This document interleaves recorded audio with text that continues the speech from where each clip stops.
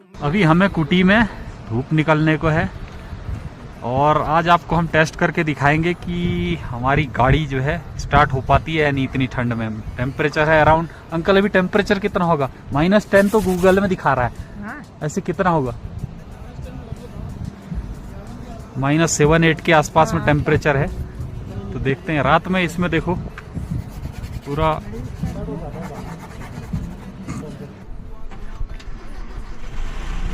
क्या बात है। जय भोले की। गाड़ी एक ही बार में स्टार्ट हो गई। देखो गाड़ी एक ही बार में स्टार्ट हो गई बढ़िया से। तो अभी हम चल देंगे योलिंगकोंग की ओर। जय भोले की।